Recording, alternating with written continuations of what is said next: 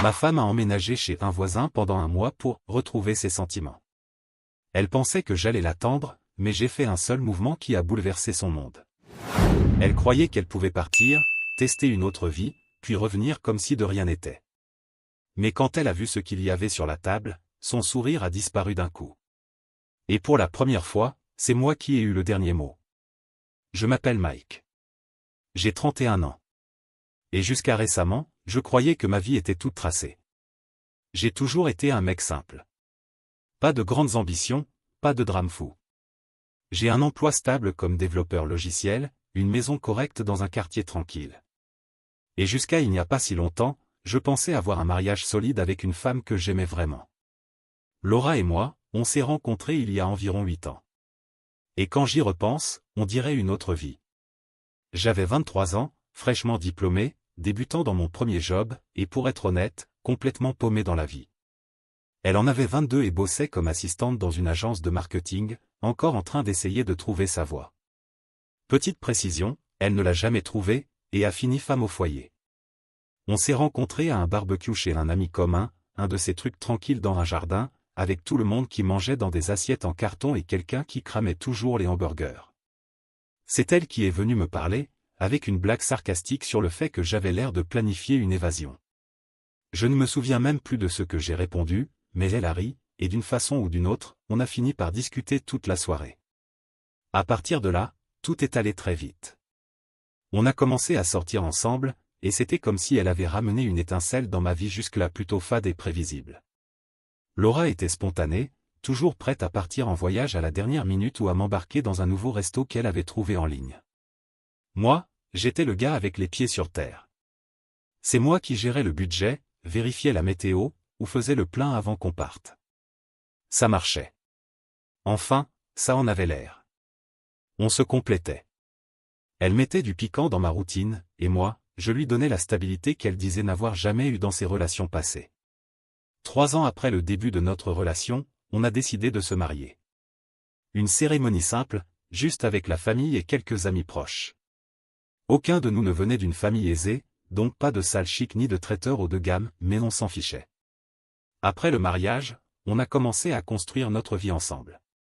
On a acheté une petite maison de 2 chambres dans un quartier calme. Rien de luxueux, mais elle avait du potentiel. En général, tout semblait stable. Je partais bosser, je rentrais, et en général, je retrouvais Laura dans la cuisine ou allongée sur le canapé, en train de scroller sur son téléphone. Elle me racontait sa journée. À l'époque, elle travaillait encore dans le marketing, donc il y avait toujours une histoire de clients chiants ou de collègues commères. Et moi, j'écoutais. C'était notre façon d'être. Elle parlait, racontait tout, et moi, j'écoutais. On n'a pas eu d'enfant, mais c'était un choix commun. Laura n'était pas pressée, et pour être honnête, moi non plus. On voulait attendre d'être mieux préparé financièrement et émotionnellement. On semblait aligné sur presque tout. Mais avec le recul, je me demande si je ne me suis pas trop reposé sur mes lauriers. C'est facile de tomber dans la routine, surtout quand tout semble aller bien. Je me levais, j'allais bosser, je rentrais, et on recommençait. Bien sûr, on avait nos soirées à 2, souvent dans un resto qu'on aimait bien ou devant un film. Mais je crois que j'ai arrêté de remarquer les petits détails. Comme le fait que Laura adorait vraiment être le centre de l'attention. Au début, ça ne paraissait pas problématique. C'est le genre de personne qui illumine une pièce, qui attire naturellement les autres. Et je pense que j'ai commencé à le prendre pour acquis, comme si cette énergie et cette chaleur faisaient partie du décor. À l'époque, je ne m'en faisais pas. Je pensais qu'on allait bien. Bien sûr, on se disputait de temps en temps. Quel couple ne se dispute pas, hein? La plupart du temps, c'était des broutilles, genre moi qui oubliais de sortir les poubelles ou elle qui laissait traîner ses chaussures partout. Rien de grave. Mais il y a quelque chose à savoir sur les relations. Elles peuvent sembler parfaites de l'extérieur, alors qu'à l'intérieur, des fissures se forment lentement. Et si tu n'y fais pas attention, ces fissures s'étendent jusqu'à ce que tout s'effondre. Je ne l'ai pas vu venir. Du moins, pas à cette époque. Je croyais qu'on construisait quelque chose de solide, quelque chose qui durerait. Mais parfois, la vie trouve un moyen de te montrer à quel point tu t'es trompé. Il y a 2 ans, un nouveau personnage est entré dans notre histoire, Damon. Il a emménagé dans la maison voisine après que les anciens habitants, un couple de retraités, aient décidé de partir vivre en Floride. Damon avait environ 28 ans à l'époque, plus jeune que la plupart des gens du quartier. Il était coach sportif, en forme, plein d'assurance, et, pour être honnête, bien trop beau pour son propre bien. Il avait ce genre de physique qui fait les gens se retourner dans la rue, style héros de film d'action. Dès son arrivée, c'était impossible de ne pas le remarquer. Et pas seulement à cause de son apparence, mais parce qu'il passait son temps dehors, à laver sa voiture, tondre la pelouse, installer une barre de traction dans son jardin. Il avait toujours une excuse pour être torse nu. Il n'a pas fallu longtemps avant qu'il devienne le sujet de toutes les conversations du voisinage. Laura l'a remarqué tout de suite. Comment ne l'aurait-elle pas remarqué? La première fois qu'on a rencontré Damon officiellement, c'était un samedi matin. Il est venu se présenter pendant qu'on était dans notre jardin. Il était sympa, du genre à pouvoir séduire n'importe qui avec un simple sourire. Laura a tout de suite engagé la conversation, lui demandant d'où il venait, ce qu'il faisait dans la vie, s'il aimait le quartier. Je me souviens d'être resté là, à côté, à sourire et hocher la tête, à peine capable de dire un mot pendant que les deux discutaient comme de vieux amis. À ce moment-là, ça ne m'a pas semblé suspect. Laura a toujours été sociable. Elle parlait avec tout le monde, le facteur, le gars de la quincaillerie, elle ne faisait pas de différence. Jamais je n'aurais pensé que son intérêt pour Damon était d'un autre ordre. Mais avec du recul, je vois maintenant les petits changements qui ont suivi. Tout a commencé par des conversations anodines. Dès que Damon était dehors, Laura avait soudain quelque chose à faire dehors aussi. Au début, c'était des choses simples, aller chercher le courrier, arroser les plantes, sortir les poubelles. Mais, bizarrement, ces petites tâches se transformaient toujours en discussion de 10-15 minutes avec Damon. Une fois, je suis rentré du travail et je les ai trouvés en train de discuter près de l'entrée du garage. Laura tenait un panier de linge sale qu'elle allait porter à l'arrière de la maison, et Damon était appuyé contre sa voiture, en train de rire à quelque chose qu'elle avait dit. Quand je suis arrivé, ils se sont tournés vers moi, et Laura a agi comme si c'était parfaitement normal. Damon me montrait juste ses nouveaux équipements de muscu, a-t-elle dit, l'air détendu, comme si de rien n'était. Mais ce n'était que le début. Quelques semaines plus tard, Laura a décidé de faire des cookies, chose qu'elle n'avait pas faite depuis des mois. Je n'ai rien trouvé de bizarre, jusqu'à ce que je la voie traverser notre jardin avec une assiette pleine à la main. Je fais juste preuve de bon voisinage, m'a-t-elle répondu, quand je lui ai demandé. Je n'ai rien dit. Elle avait déjà offert des brownies à d'autres voisins par le passé. Mais ensuite, elle a acheté une nouvelle tenue de sport, un legging moulant et coloré, avec une brassière assortie. Rien à voir avec ce qu'elle portait d'habitude. Je lui ai demandé, et elle m'a dit qu'elle pensait se remettre à courir. Qu'elle voulait se remettre en forme. Je ne l'ai pas questionné. Laura avait déjà eu des phases comme ça, à fond sur le sport pendant un mois ou deux, puis elle abandonnait. Mais cette fois, la coïncidence était pratique. Damon courait presque tous les matins. Je le voyais dehors, avec ses écouteurs, faire le tour du pâté de maison. Et devine quoi? Laura a décidé de commencer sa nouvelle routine de course exactement à la même heure que Damon. Un matin, je les ai surpris en train de discuter sur le trottoir, alors que je partais au travail. Laura faisait des étirements et Damon lui montrait une technique pour éviter les douleurs au tibia. Je n'ai rien dit, j'ai juste fait un signe de la main et je suis parti. Mais cette image m'est restée en tête. C'est à peu près à ce moment-là que j'ai commencé à remarquer un changement dans la façon dont Laura utilisait son téléphone. Elle avait toujours été accro à son portable, scrollant sur les réseaux sociaux, discutant avec ses amis, mais là, elle semblait plus prudente. Il y a eu des fois où j'entrais dans la pièce et elle verrouillait immédiatement l'écran ou retournait le téléphone, comme si elle ne voulait pas que je voie ce qu'elle faisait. Un soir, je l'ai vue sur Instagram, et quand j'ai jeté un coup d'œil rapide, j'ai vu le nom de Damon tout en haut de l'écran. Elle est passée au post suivant direct, mais j'ai eu le temps de voir quelle était sur son profil. Quand je lui ai demandé, elle a éludé. Je regardais juste ses posts d'entraînement. Il donne de bons conseils. Je voulais la croire. Alors j'ai laissé couler. Mais les petits signes ont commencé à s'accumuler. Une autre fois, je bossais dans le garage quand j'ai entendu des rires venant du jardin. Je suis sorti voir, et là, je les ai trouvés tous les deux près de la clôture, en train de rigoler. Laura tenait un verre de thé glacé, et Damon gesticulait, racontant une histoire avec enthousiasme. Quand elle m'a vu, elle m'a fait un signe de la main, comme si tout était parfaitement normal. Damon me racontait juste une anecdote marrante qui lui est arrivée à la salle, a-t-elle expliqué plus tard, quand je lui ai demandé. Mais ça a commencé à me déranger. Je ne voulais pas passer pour un paranoïaque, mais on sent quand quelque chose cloche. Il y avait une énergie différente dans la façon dont Laura parlait de Damon. Elle mentionnait des trucs qu'il disait ou faisait, genre. Damon pense à adopter un chien. Damon m'a recommandé un super shake protéiné. Ce n'était pas ce qu'elle disait, mais comment elle le disait. Et puis, il y avait les regards. Tu sais de quoi je parle. Ces regards furtifs. Quand on était dehors et que Damon apparaissait, parfois je surprenais Laura en train de le regarder discrètement. C'était subtil, mais une fois que tu remarques, tu ne peux plus l'ignorer. Jusqu'à ce moment-là, je n'avais encore rien dit. Une partie de moi ne voulait pas croire qu'il y avait un problème. Je faisais confiance à Laura.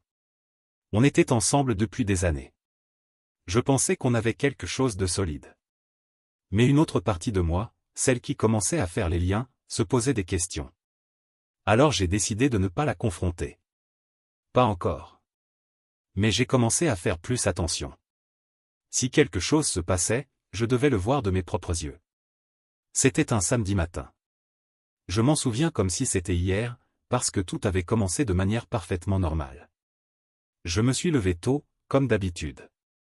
Je me suis fait un café et je me suis installé à la table de la cuisine pour lire les infos sur mon téléphone. Laura était encore au lit, ce qui n'était pas rare. Elle aimait prendre son temps le matin, surtout les week-ends. La maison était calme, juste le bruit de la cafetière en arrière-plan. Et, pendant un instant, je me suis senti vraiment paisible. C'est fou comme on croit que tout va bien simplement parce qu'on n'a aucune idée de ce qui s'en vient. Laura est apparue dans la cuisine environ 1 heure plus tard. Elle portait son pyjama, les cheveux complètement en bataille, son téléphone dans une main et se frottant les yeux de l'autre. Elle s'est assise en face de moi, à la table, et j'ai vu tout de suite que quelque chose n'allait pas. Elle était agitée, tapotait sur la table avec ses doigts, regardait son téléphone, fuyait mon regard. « Tout va bien ?» ai-je demandé en posant mon portable. Elle a hoché la tête pour dire oui, puis a vite changé pour un non. En fait, non, a-t-elle soufflé profondément. Il faut qu'on parle. Quiconque a déjà été en couple sait que ces 4 mots n'annoncent presque jamais de bonnes nouvelles. Mon estomac s'est noué, mais j'ai essayé de rester calme. Ok, ai-je dit en me reculant sur ma chaise. Qu'est-ce qu'il y a? Laura a hésité. Ses yeux balayaient la cuisine comme si elle cherchait les bons mots. Puis elle m'a enfin regardé et a dit. Je ne sais pas comment te dire ça, alors je vais aller droit au but. Je crois que je commence à ressentir quelque chose pour Damon. Pendant une seconde, j'ai cru avoir mal entendu. Quoi? Ai-je demandé en me penchant en avant, comme si entendre de plus près allait m'aider à mieux comprendre. Elle s'est mordu la lèvre, visiblement mal à l'aise. Je ne voulais pas que ça arrive, a-t-elle dit rapidement, comme pour se défendre avant même que je puisse réagir. C'est arrivé. J'ai passé du temps avec lui, et je ressens une sorte de connexion, et maintenant, je suis perdu. Perdu. Ce mot m'a frappé comme un coup de poing. Elle n'a pas dit qu'elle se sentait coupable, ni que c'était une erreur. Elle a dit qu'elle était perdue. Comme si c'était un dilemme, un truc qu'elle devait découvrir. Je la regardais, essayant de comprendre ce qui se passait. Mon esprit tournait en boucle. Est-ce qu'elle disait qu'elle voulait me quitter? Qu'elle voulait divorcer? Qu'elle avait juste besoin de vider son sac et passer à autre chose? Je ne savais pas. Et c'était encore pire. Ok, ça veut dire quoi, exactement? Ai-je fini par demander. Tu es en train de dire que c'est fini? Elle a secoué la tête rapidement. Non, pas forcément, a-t-elle dit. C'est juste que, je ne sais pas ce que je veux en ce moment. Je t'aime, Mike. Vraiment. Mais je n'arrête pas de penser à lui. Et j'ai besoin de comprendre ce que ces sentiments signifient. J'ai eu l'impression que le sol se dérobait sous mes pieds. On était ensemble depuis des années. On avait construit une vie. Et maintenant, elle me disait que, peut-être qu'elle ne voulait plus être avec moi? C'était irréel. J'ai pris une grande inspiration, essayant de garder la voix stable. Alors, tu es en train de dire quoi? Tu veux qu'on fasse une pause? Elle a hésité, puis a lentement hoché la tête. Un truc comme ça, a-t-elle répondu. Je pensais prendre un mois. Passer un peu de temps avec Damon, voir si quelque chose de réel existe. Si ça ne donne rien, on pourrait se concentrer sur nous. J'étais sous le choc. Sans mots. Tu es sérieuse? Ai-je dit, pas vraiment comme une question. C'était juste de l'incrédulité. Elle a acquiescé. Son regard était presque une demande de compréhension. Je sais que ça a l'air fou, mais je ne veux pas jeter ce qu'on a sans en être sûr. Je ne veux pas vivre avec des regrets, tu vois? Des regrets. Ce mot m'est resté en travers de la gorge comme une écharde. Elle parlait de regrets comme si elle était la plus blessée de l'histoire. Comme si c'était elle qui risquait tout, et comme si mes sentiments à moi étaient un simple obstacle sur le chemin de sa grande quête personnelle. Je suis resté là, à la regarder, avec un mélange de colère et d'incrédulité qui montait en moi. Une partie de moi voulait exploser, lui dire à quel point tout ça était égoïste. Mais une autre partie, peut-être la plus calme, la plus stratégique, a choisi de se taire. De la laisser creuser sa propre tombe. Très bien, ai-je finalement dit en m'appuyant contre le dossier de la chaise. Laura a cligné des yeux, un peu surprise. Sérieusement? Bien sûr, ai-je répondu en haussant les épaules, comme si ce n'était rien. Si c'est ce dont tu as besoin, vas-y. Son expression a changé. Impossible de savoir si elle pensait que j'étais sincère ou simplement sarcastique. Je pense juste que c'est la meilleure façon de comprendre où en est mon cœur, a-t-elle dit avec précaution. Bien sûr, ai-je répété. Fais ce que tu as à faire. Mais à l'intérieur, j'avais déjà tout terminé. Au moment même où elle a dit qu'elle voulait passer un mois avec un autre homme, quelque chose en moi s'est éteint. Mais je ne voulais pas le montrer. Si elle était prête à jeter notre mariage pour une fantaisie avec le voisin, je voulais voir jusqu'où elle irait. Laura a poussé un soupir de soulagement, comme si je venais de lui donner la permission de faire quelque chose de noble. Merci, a-t-elle dit, tendant la main au-dessus de la table pour toucher la mienne.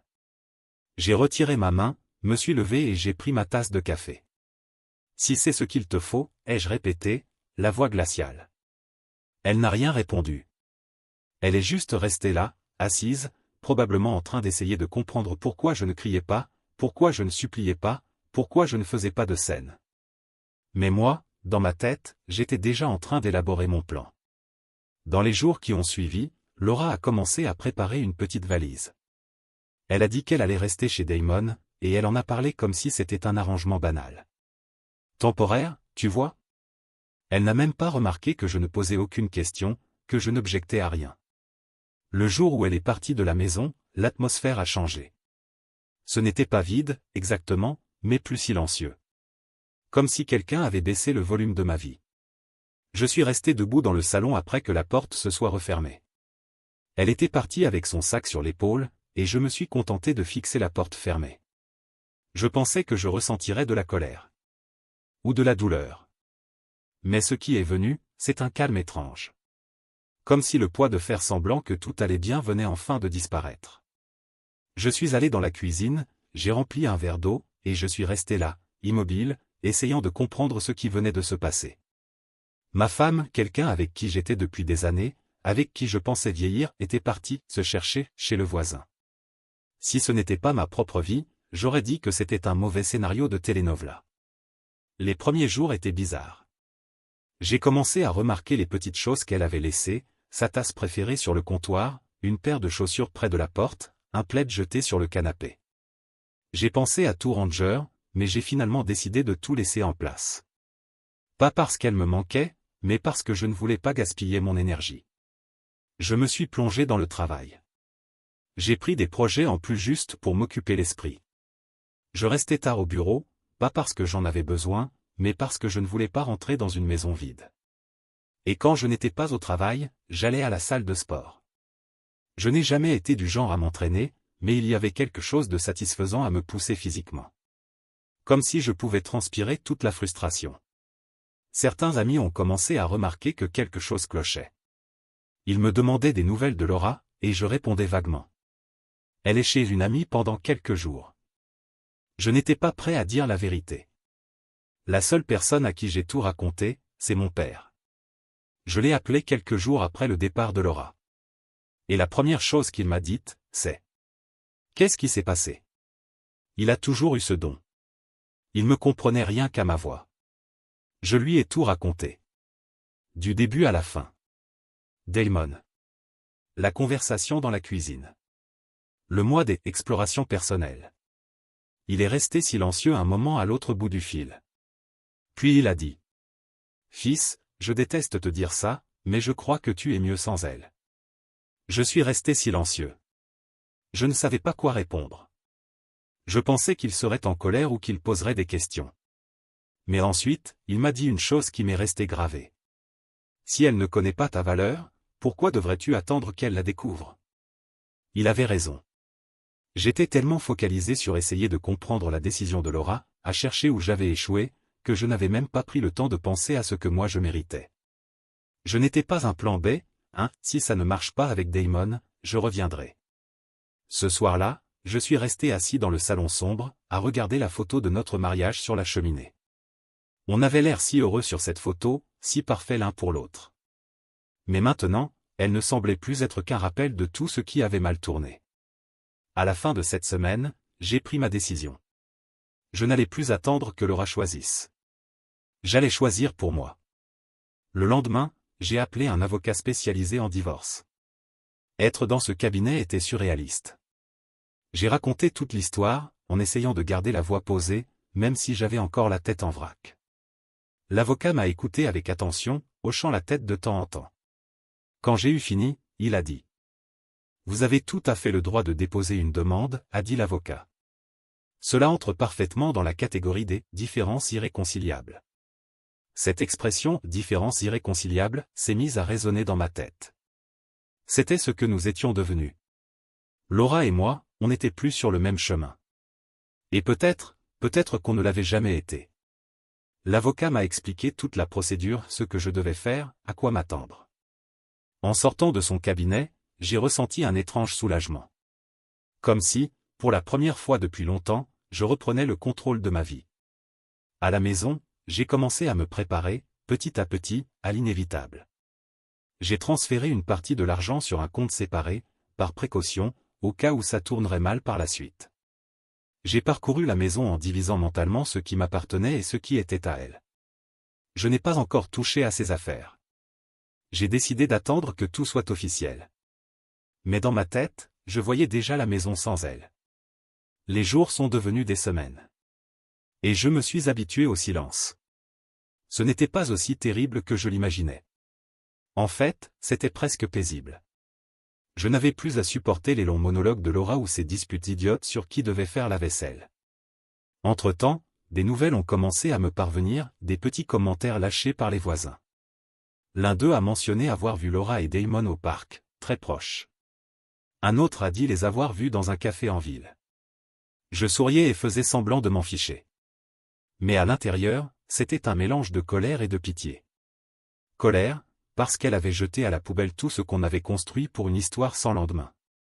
Pitié, parce que je savais que ça ne finirait pas bien pour elle. Damon ne semblait pas être du genre à vouloir quelque chose de sérieux. Et Laura, eh bien, elle allait s'en rendre compte à ses dépens. La 3e semaine, j'ai arrêté de regarder mon téléphone en espérant un message d'elle. Si elle voulait parler, qu'elle le fasse. Mais je ne vivrais plus dans l'attente. J'avais déjà coupé le lien. Un soir, en nettoyant le garage, je suis tombé sur une boîte de vieilles photos du début de notre relation. Pendant un instant, j'ai eu un pincement au cœur. On avait l'air tellement heureux sur ces photos. Mais tout de suite après, je me suis souvenu de tous les signes que j'avais ignorés. De toutes les fois où j'avais mis mes envies de côté pour privilégier les siennes. J'ai refermé la boîte et les poussé dans un coin. Cette époque n'avait plus d'importance. C'était presque un mois pile quand Laura a décidé de faire son « grand retour ». Pendant tout ce temps avec Damon, elle avait à peine envoyé des messages.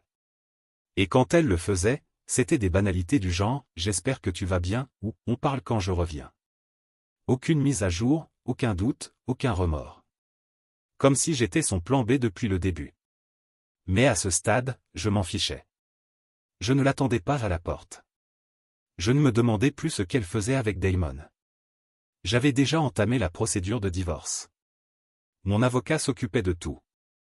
Pour moi, le mariage était terminé. Mais je ne lui avais pas encore dit. Quand elle est entrée par la porte, c'était comme si rien n'avait changé. Le sac jeté sur l'épaule, les cheveux impeccables, et ce regard sûr d'elle, comme si tout allait reprendre là où elle l'avait laissé. « Salut » dit-elle en posant son sac par terre. Je suis rentré. J'étais sur le canapé, en train de zapper, et je n'ai même pas levé les yeux. « Bon retour » ai-je répondu, d'un ton aussi neutre que possible. Elle s'est arrêtée, comme si elle s'attendait à plus. N'obtenant aucune réaction, elle est venue s'asseoir sur l'accoudoir du canapé. « Il faut qu'on parle » dit-elle d'une voix douce, prudente. J'ai coupé la télé et je me suis tourné vers elle.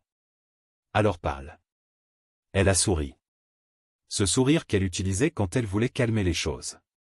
J'ai beaucoup réfléchi ces derniers jours. Et j'ai compris certaines choses, sur moi, sur nous, sur ce que je veux. J'ai hoché la tête, attendant la suite. Elle a pris une grande inspiration, comme si elle s'apprêtait à faire un discours bouleversant. Je tiens à toi, Mike. Vraiment. Et je pense qu'on peut surmonter ça. On peut reconstruire ce qu'on avait. Reconstruire. Elle disait ça comme s'il s'agissait de réparer un tuyau qui fuyait. Je suis resté silencieux. Je la laissais remplir le vide. Et elle a essayé. Damon est un gars sympa, dit-elle, et j'ai failli rire devant la désinvolture avec laquelle elle sortait son nom. Mais j'ai compris que ce n'est pas ce qu'il me faut. Il est fun, bien sûr, mais immature. Il n'a pas ta stabilité. Je crois que je me suis laissé emporter par l'excitation. Sa révélation sonnait comme un cliché. Elle avait testé un jouet neuf et venait de décider que l'ancien était plus fiable. MMH, ai-je murmuré, en gardant mon calme. Laura a cligné des yeux, attendant plus de ma part. Mais je suis resté silencieux.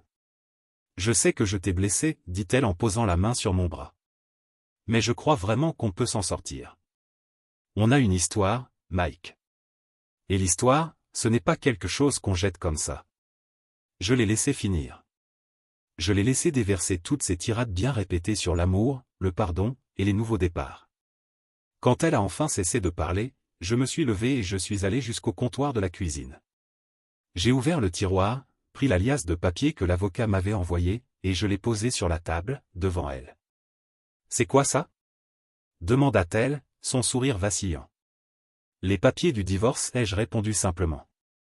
Son visage devint livide. « Tu plaisantes » dit-elle en ricanant nerveusement. « Non » répondis-je en croisant les bras. « Je ne plaisante pas. » Pendant un instant, elle fixa simplement les papiers, comme si elle n'arrivait pas à croire ce qu'elle voyait. Puis, elle leva les yeux vers moi, les yeux écarquillés. « Tu vas divorcer de moi ?» « Oui. »« Je ne suis pas ton plan B, Laura. » Le choc se transforma en colère en une fraction de seconde. « Un plan B » rétorqua-t-elle, indignée. « Ce n'est pas ça. Tu étais perdu, pas vrai ? Tu avais besoin de temps pour réfléchir. Et dans ce processus, tu as décidé de tester tes sentiments avec un autre mec, dis-je calmement. Tu es parti. Tu as abandonné notre mariage. Et maintenant, tu veux revenir parce que ça n'a pas marché avec lui ? Sérieusement ? Laura tenta de répondre, mais sa voix trembla. Je voulais faire les choses bien. Je ne voulais pas rester et finir par t'en vouloir. Tu pensais pouvoir avoir les deux, hein ? Ai-je complété. Elle se leva, croisa les bras. Tu fais une erreur, Mike. On peut arranger ça. J'en suis sûr. Non, Laura. On ne peut pas. Tu as fait ton choix. Maintenant, c'est à mon tour. Elle semblait sur le point de pleurer, mais je ne me suis pas laissé attendrir. Ma décision était prise. Le reste de la conversation est devenu flou. Elle a essayé de discuter, a tenté de me faire culpabiliser, a parlé de notre histoire, de la maison, même d'enfants. Rien n'a marché. À la fin, elle est partie en claquant la porte. Je suis resté là un moment, fixant l'endroit vide où elle se tenait. Et je n'ai rien ressenti. Ni tristesse. Ni regret. Ni doute. Juste du soulagement. Plus tard, j'ai appelé mon avocat et lui ai dit qu'elle avait vu les papiers. Comment a-t-elle réagi ?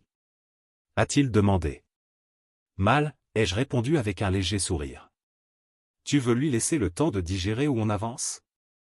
On avance. Ce n'était pas facile d'affronter tout ça, mais c'était la bonne chose à faire.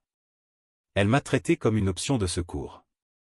Et si elle pensait que j'allais accepter ça, alors elle ne m'a jamais vraiment connu. Je savais qu'elle n'allait pas lâcher l'affaire si facilement. Laura n'a jamais été du genre à accepter de perdre. À peine m'étais-je assis sur le canapé que mon téléphone a vibré, un message d'elle. Ce n'est pas fini. J'ai regardé l'écran une seconde. Puis je l'ai bloqué et jeté le téléphone sur le canapé. Elle avait raison. Ce n'était pas encore fini. Mais ça allait l'être. Bientôt. Les jours suivants ont été, animés, disons. Le soir suivant, Laura s'est pointée sans prévenir, cognant à la porte comme si elle allait la défoncer. « Ouvre la porte, Mike. » J'ai ouvert. Visage impassible. « Qu'est-ce que tu veux, Laura ?» Elle est entrée sans demander, comme si elle habitait encore là. « Il faut qu'on parle. Tu ne peux pas demander le divorce sans me donner une chance de réparer les choses. » Je me suis adossé à l'encadrement de la porte, les bras croisés. « Tu as eu ta chance. Et tu as fait ton choix en partant. Ce n'est pas juste. » cria-t-elle. Je ne suis pas parti pour mettre fin à notre mariage. Je suis parti pour être sûr que je ne faisais pas une erreur en restant. J'ai laissé échapper un rire sec. Et en faisant ça, tu as montré que tu ne valorisais pas ce qu'on avait. On ne teste pas un mariage en partant avec un autre homme, Laura. Ce n'est pas comme ça que ça marche. Elle s'est figée, m'a regardé droit dans les yeux, les siens rouges de colère et de frustration. J'étais perdue, dit-elle, la voix brisée. Mais maintenant je sais. Je veux qu'on soit ensemble, Mike. Je veux arranger ça. Trop tard, ai-je dit fermement. Tu veux juste revenir parce que ça n'a pas marché avec Damon. Son visage se tordit de colère. Tu es mesquin. Tu jettes tout à la poubelle à cause d'une erreur. Ce n'était pas une erreur. C'était une suite de choix. Tu as choisi de flirter avec lui. Tu as choisi de mettre tes sentiments pour lui au-dessus de notre mariage. Et tu as choisi de partir. Rien de tout ça n'est un accident. Elle allait répondre, mais sais-tu. Ses épaules se sont affaissées. Pour la première fois, elle avait l'air vaincue. Et maintenant? Qu'est-ce que je fais? Demanda-t-elle presque en chuchotant. J'ai soupiré. J'ai ressenti de la pitié, pendant une seconde. Mais juste une. Maintenant, ce n'est plus mon problème. Tu vas devoir vivre avec tes choix. Elle est restée là, figée, comme si elle voulait encore dire quelque chose. Mais elle ne l'a pas fait. Elle a simplement tourné les talons et est partie. La procédure de divorce a avancé rapidement après ça. Laura a essayé de traîner, peut-être en espérant que je changerais d'avis. Elle a même joué la victime auprès de nos amis communs. Disait que j'étais froid, inflexible. Mon père, en revanche, m'a soutenu à 100%. Elle a du culot, dit-il. Mais je suis fier de toi, fiston. Garder la tête haute, c'est pas facile, mais c'est la bonne chose à faire. Laura a essayé de demander une pension alimentaire, en prétendant avoir sacrifié sa carrière pour la relation. Le juge n'a pas été dupe. À la fin, on a conclu un accord équitable. Elle a eu une petite somme et quelques meubles. J'ai gardé la maison et la majorité des économies. Ce n'était pas parfait. Mais c'était mieux que ce que j'imaginais. À l'audience finale, tout semblait irréel. Signer ces papiers et mettre officiellement fin à notre mariage, c'était doux amer. J'ai regardé Laura plusieurs fois. Elle avait l'air épuisée. L'avocat lui a tendu les documents. J'ai cru qu'elle n'allait pas signer. Mais elle l'a fait. En sortant, elle s'est approchée. « Mike, dit-elle doucement, je suis désolée. Pour tout. » Je l'ai regardée, essayant de revoir la femme dont j'étais tombé amoureux un jour. Mais je n'ai vu qu'une étrangère. « Je sais que tu le es, ai-je répondu. Mais des excuses ne réparent pas tout. » Ses yeux se sont remplis de larmes. Elle a essayé de me prendre dans ses bras, mais j'ai fait un pas en arrière. « Prends soin de toi, Laura. » Je me suis retourné et je suis parti. De temps en temps, j'entends parler d'elle par des connaissances. Damon était vite passé à autre chose avec une autre femme. Elle vivait chez des proches, essayait de recommencer. Je n'ai pas ressenti de satisfaction. Mais je n'ai pas eu pitié non plus. Elle a fait ses choix. Et maintenant, elle vit avec les conséquences. Un jour, on s'est croisés au supermarché. Nos regards se sont croisés un instant. J'ai vu la culpabilité sur son visage. Elle m'a fait un petit signe de la main. J'ai juste hoché la tête et je suis passé. Il n'y avait plus rien à dire. Avec le recul, je ne regrette rien. Laura pensait pouvoir partir, vivre ce qu'elle voulait, puis revenir comme si rien n'avait changé. Mais la vie, ce n'est pas comme ça. J'ai beaucoup appris dans ce processus. J'ai appris que je mérite quelqu'un qui me valorise. Qui ne me voit pas comme une solution de secours. Si cette personne existe, tant mieux. Sinon, ça me va aussi. Pour l'instant, je veux juste reconstruire ma vie à ma façon. La phase de test de Laura, pour moi, a été l'éveil dont je ne savais même pas que j'avais besoin. Commentaire Monsieur Reddit. Cette histoire montre à quel point la confiance, une fois brisée, est difficile voire impossible à reconstruire. Le protagoniste a eu le courage de se choisir, malgré la douleur. Et vous? Pensez-vous qu'il a bien fait de ne pas reprendre Laura? Donnez votre avis en commentaire. Et bien sûr, si vous avez aimé la vidéo, laissez un like, abonnez-vous à la chaîne et activez la cloche pour ne rien rater des prochaines histoires.